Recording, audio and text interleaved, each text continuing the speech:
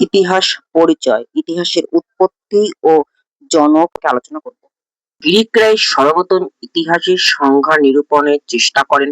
সাধারণ হিস্ট্রি একটি গ্রিক শব্দ যার মূল অর্থ অনুসন্ধান, গবেষণা, আবিষ্কার, সংবাদ এবং ব্যাখ্যা।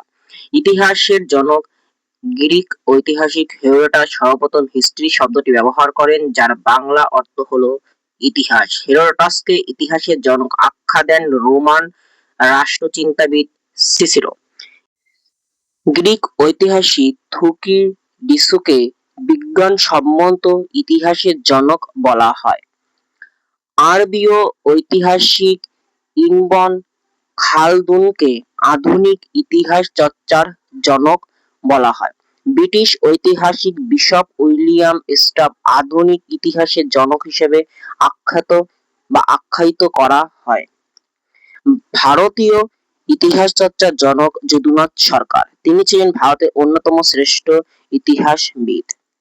বিশেষ করে ঔরঙ্গজেব ও শিবাজী মহারাজের শাসনকাল নিয়ে তার গবেষণা অত্যন্ত গুরুত্বপূর্ণ।